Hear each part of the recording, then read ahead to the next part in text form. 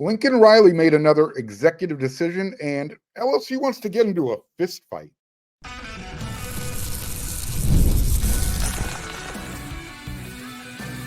You are Locked On Trojans, your daily podcast on the USC Trojans, part of the Locked On Podcast Network, your team every day. Fight on, everyone. I'm your host, Mark Hulkin, and thank you for making Locked On USC part of the Locked On Network your first listen every day. Whether you're watching the show on YouTube, wherever you want to download your podcast, this show is always free, and the show always appreciates your support.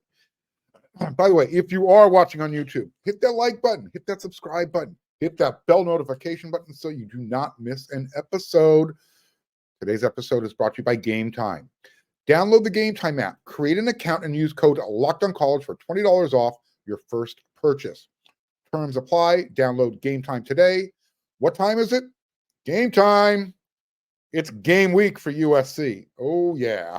If you're watching this show Wednesday, first thing, 4 days from today, USC, LSU, they're getting in a fight. They're going to Vegas. They know what it's all about. I'm going to get to that in the second segment. First segment, we're going to talk about USC's team captains, the guys who are going to be leading the fight, right? Now, I mentioned this last week on one of my episodes of Locked on USC. Salute to Troy was coming up for the weekend. And, that's typically what, not typically, the team gets introduced. It's a big fan celebration. It's kind of like a giant pregame tailgate. But when the team's up on stage, that's typically when the team captains are introduced. Not so fast. There was no announcement of Salute to Troy. Since then, there has been no, memo put out by the Sports Information Department at USC.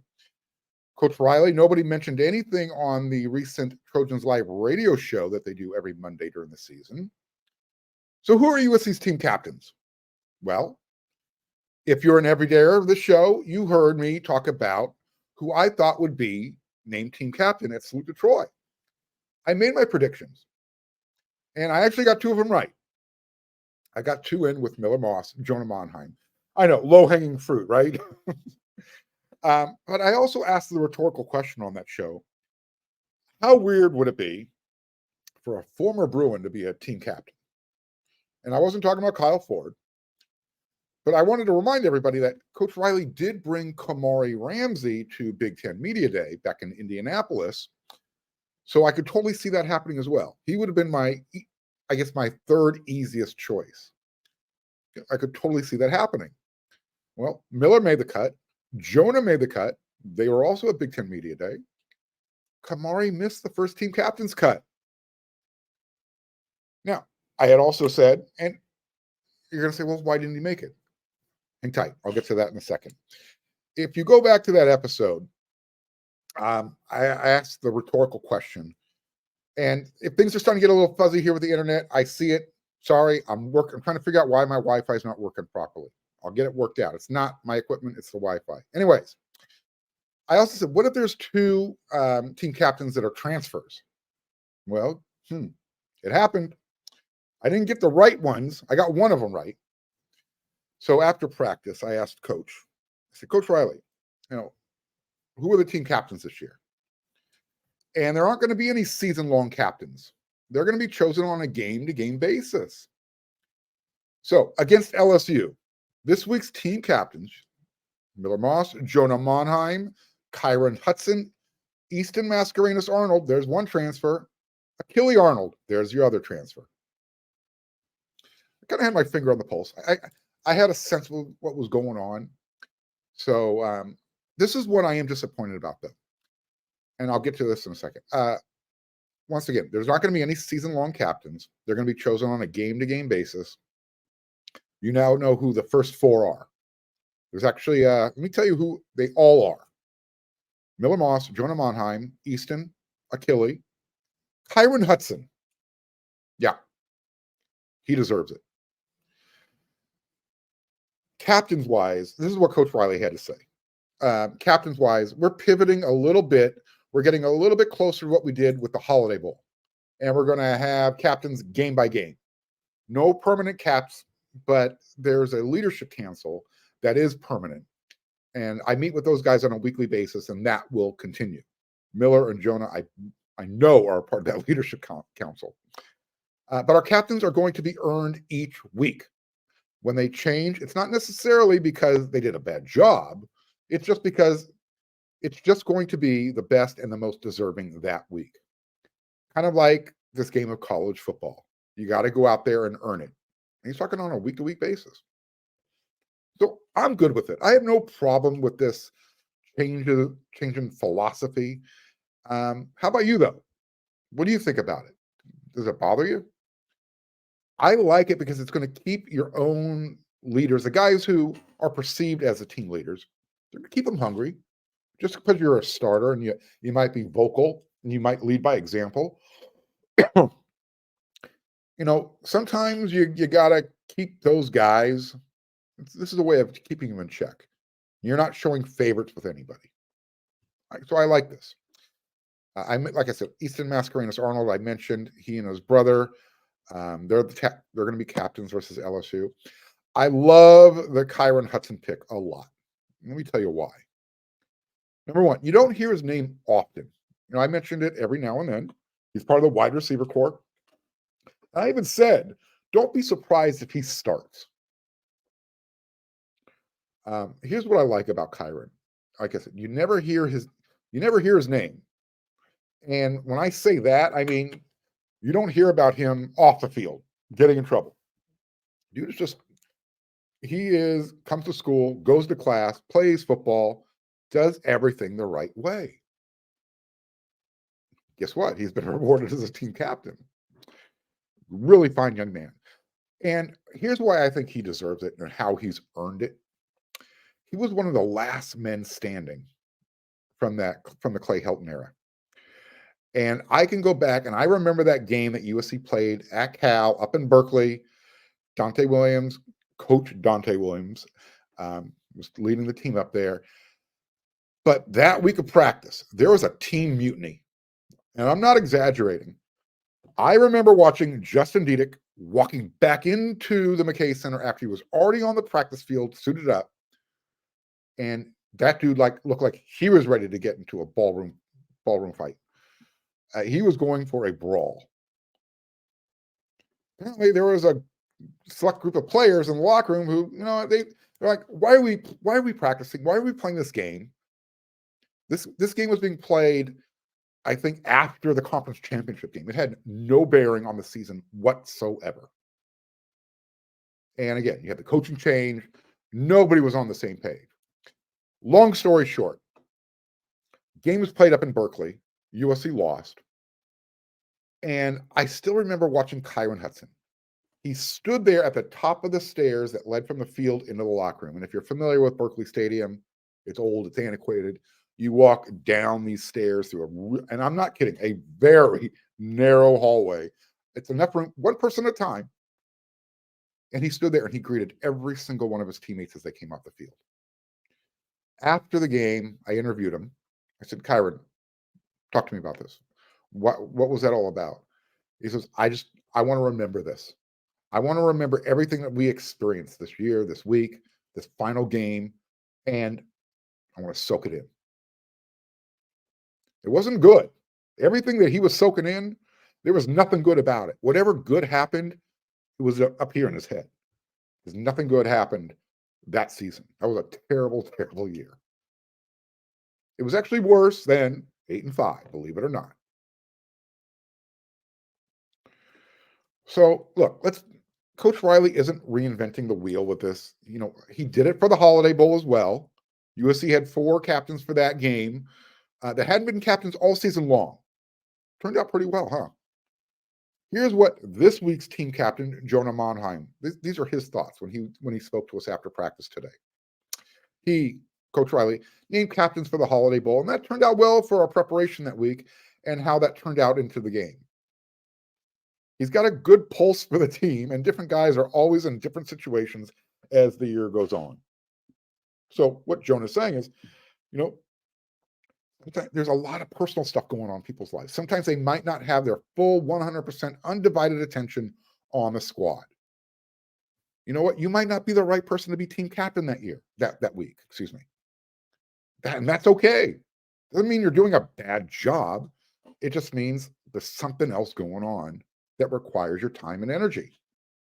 Let's not forget, these guys go to school. They got families. They got moms and dads. Stuff happens. Family happens. I'm dealing with something right now. And for what it's worth, Arkansas is doing the same thing this year. So, again, this is nothing new, nothing provocative. Coach Riley's not trying to bake anything up and, throw tradition out the window. It's just he's trying to shake up the team in a good way. Keep everybody fighting on a week-to-week basis. No letdown. So if you are a team captain and you want to keep that C, keep earning it.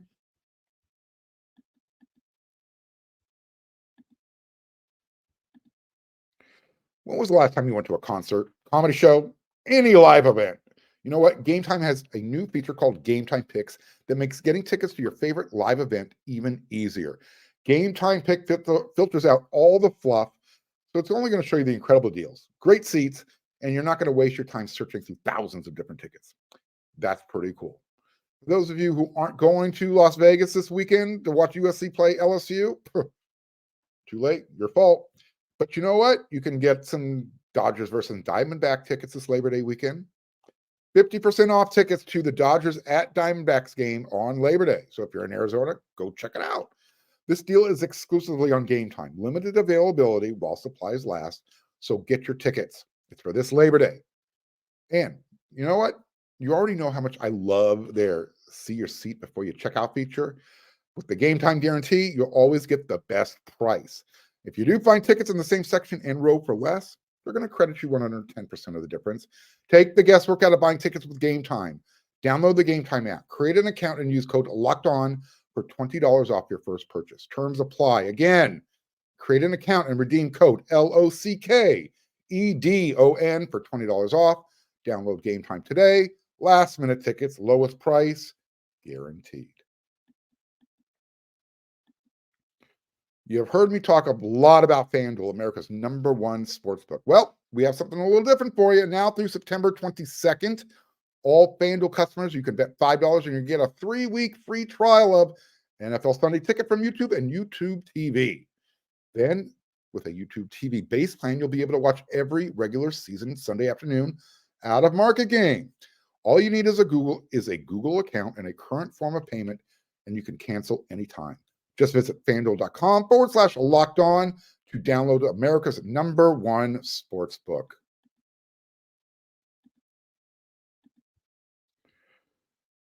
Las Vegas is known for a lot of things, right?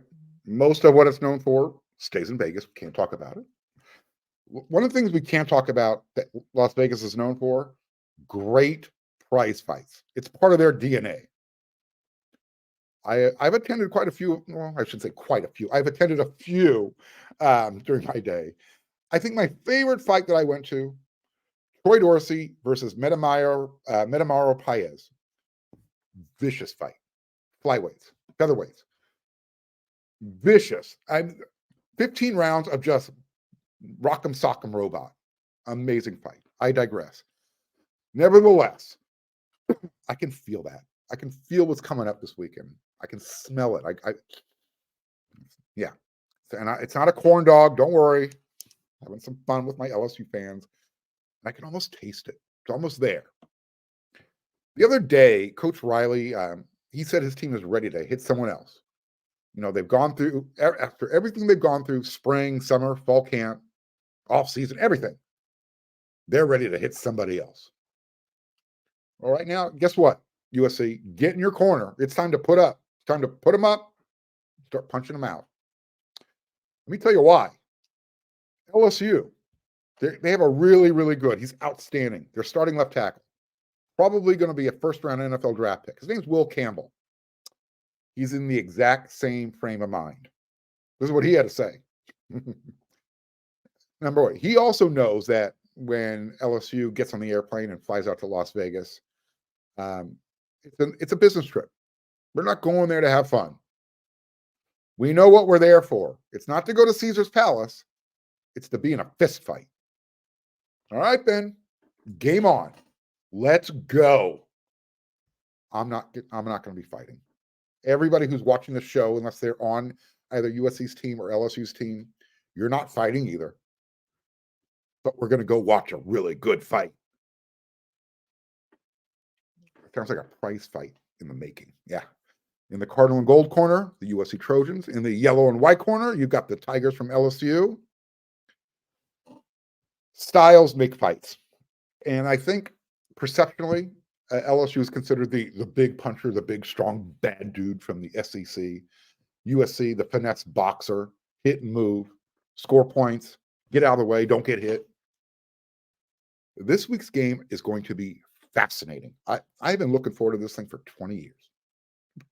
If you watch the crossover episode I did with Matt Moscona from Locked On LSU, we talked about it. This game has a lot going on behind the scenes. Forget that this year matters the most for both teams, but USC and LSU, they're intertwined. A lot going on. They recruit against each other. They split a national championship. And these two teams this year, the similarities are bizarro. They're like looking in the mirror at each other. So if styles make fights, right? Which fighter is going to impose their will, so to speak? Not Will Campbell. But both defenses, they're under the microscope. I know some of my LSU listeners were upset from yesterday's episode when I asked the rhetorical question about, LSU being afraid of Zachariah Branch. Brian Kelly, concerned. I knew what I was doing when I put that title out there. Trust me. This isn't my first rodeo, guys. I could have picked a different word. I could have said concerned, worried. Doesn't really change doesn't change what the point was. Brian Kelly and LSU have to game plan for Zachariah Branch. Does that mean he's afraid? He's not under his covers hiding, but he's afraid of what Zachariah Branch can do. Is that acceptable? You gonna be okay, LSU fan? I love passionate fan bases. I really do. I'm one of them. So I can take it. You can take it too. Look, LSU, both USC and LSU have concerns on the defensive side of the ball. USC is mostly concerned with their interior defensive line. LSU has smaller concerns there. LSU has some concerns with their defensive backs. I am a big bully fan with USC's wide receivers. I understand they don't have the ranking or the stats that everybody wants to see. That doesn't matter. These guys are good. Just take my word for it, okay? Don't be surprised when you're saying, how come we can't cover Deuce Robinson? How come we can't cover Jacoby Lane? Who in the hell is Mekhi Lemon? Just saying. And I know LSU has their own well-established, good, talented players. Just saying. I'm just saying. Okay. This is USC's strength is their wide receiver core on offense. One of the LSU's weaknesses on defense is in their secondary. I'm not saying they're terrible. I'm saying that's one of their weaknesses. So, who's going to make the other team take a knee first? Who's going to need to catch their breath? I'm not saying this is going to be a track meet. No. I was at practice earlier today, and I got to see who's mimicking the scout teams, who's playing LSU defense, USC, or LSU's offense. Interesting. What I can say is this. It's really nice to see depth at USC that has size, even among the players who probably aren't going to play in this game. So that was really cool to see. I'm gonna do a little bit of a mini practice report in the next segment. But I am looking forward to this fight. Hopefully nobody throws punches at anybody on the field. It's just a real rock'em sock'em, snot bubble type of a event on the field. Guys just helmets crashing into each other, tackling each other hard. Nobody gets hurt. Just good old fashioned football. That's what I'm looking forward to this Sunday in Las Vegas when USC and LSU meet. I think it's going to be a great prize fight. It's going to take me back to that day. I'm looking for haymakers. May the best team win. We're going to talk a little bit more about USC LSU this week before we get to the game. But again, I'm going to give you a little bit of a practice report and then see where we go from there.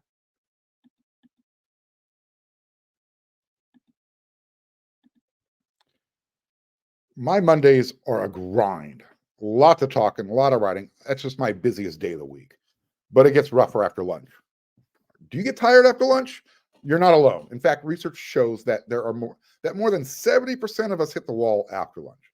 Let a 5-hour energy shot help you leap over that wall instead of crashing into it.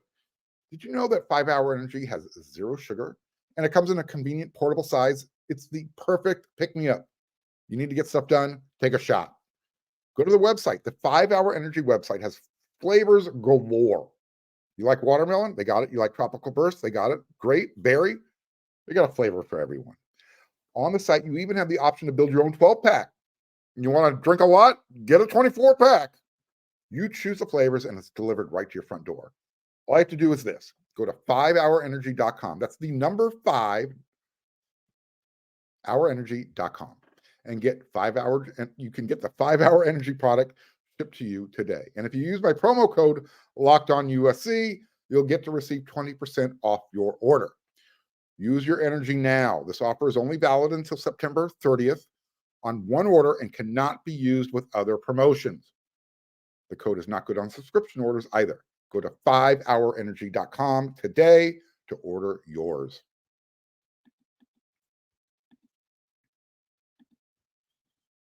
All right, before we get out of here for this episode, I was at Tuesday's practice. Tuesday's practice was, because the game is on Sunday, today was USC's Monday. So they're out there in shorts and shells. The offense was wearing Cardinal. And I think that means LSU is going to be wearing their home whites, which to me is outstanding. Both teams get to wear their home colors. Again, you'll be able to recognize who you're rooting for. Coach Riley, he was all business for Tuesday's practice. Not so much on the hellos and smiles today. Usually when he walks by, we make eye contact. Today, hat down, head down. He just walked straight through Goo Gate. All business. He was ready to get in a fight. And it was also a very short practice period for the media. We were in and out of there quickly again. Tomorrow is going to be our longer day. Small mini rant. Look, at this point, the game is 4 days away. Just let us watch practice or just keep us away. Either or. These little 5-minute spurts of, hey, look at Johnny Stretch. I think I spent more time in my car driving back and forth than I did at actual practice today. There's my mini rant. Anyways, got that out of the system. I understand Coach Riley's rationale for secrecy, keeping the cards close to his vest. But come on. After practice, we talked with Coach Riley, a few of the players. Coach Riley did say that they're going to continue. Right now, the team is in great health. They've been able to maintain that throughout fall camp. That's me knocking on wood that nobody gets hurt between now and game day. He said, we've had a very clean camp, and anybody who was limited, right now, they're rolling. They're ready to go. Coach Riley, he didn't want to get into specifics as to who would wear the helmet communication devices. That was one of the things we talked about. We know that the quarterback is going to wear it, but he wanted to keep his defensive player, who's going to have a green dot on the back of his helmet, he wants to keep that a surprise until game day. Obviously, the quarterbacks, they're going to wear them. After he explained, he says, I want to keep the defensive ones to myself. I'm thinking to myself, They got a green dot on the back, coach. Whatever. I'm nitpicking right now. I'm just trying to get inside his head to understand the rationale on that one. Probably shouldn't look too deep into it. And he also mentioned this. He said a few true freshmen could play Sunday, but there's a big group who could probably get more involved as the season goes along. Translation, don't anticipate seeing too many of the true freshmen in this game. This is big boy football. Guys, Coach Riley and the coaching staff, they need guys who have real college football game experience. And I get it, best guys play, but I think what he's just saying right there is none of our true freshmen right now are ready to play. There might be one or two. I wouldn't be surprised if running back Brian Jackson got in the game. I wouldn't be surprised if you saw maybe a couple of the linebackers on special teams. Elijah Newby, Desmond Stevens. Maybe. We'll see. Now, with that, I mentioned the helmet communication device. What do you think? Yes or no? I believe Lincoln Riley and the quarterbacks should have a huge advantage this year. Do you agree? Do you disagree? Do you think it's going to slow the game down? Is it going to speed it up? It looked like it slowed it down in the Georgia Tech Florida State game. Obviously, we have a very limited sample size. We'll see how it works out for USC and how they, if they get more comfortable with it as the season goes along. I'm interested to see, does it allow USC to play fast if they want to? What else can I talk about? Oh, if you're wondering who's going to be coaching on the sideline, who's going to be up in the, call it the press box. This is going to be easy for everyone to remember. Luke Hewart, quarterback coach, is the only assistant coach who is going to be in the booth during the games. The only one. Josh Henson, Dennis Simmons, Anthony Jones Jr., Zach Hansen. Offensive coaches, they're going to be on the sidelines with Coach Riley. Defensively, you got Coach Antonlynn, you got Eric Henderson, Matt Entz, Doug Belk, Sean Nua, all on the sidelines.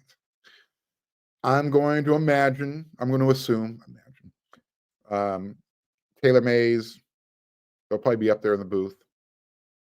He is an assistant coach now, but most of your GAs, analysts, those guys are going to be upstairs. And that makes a lot of sense. You know what? USC is installing a brand new defense. You need the coaches in the guys' ears. You don't want them calling down on a phone. Having the guys no. Look them in the eye. Make sure they hear the tone in your voice. Make sure they see the lines, the furrowed brow, whatever. Make sure they taste your spit. How's that? All right. How's that? This is another episode of Locked on USC. It's in the books. I'll be back with another episode tomorrow. I'll be attending practice again, probably, definitely. And we'll see.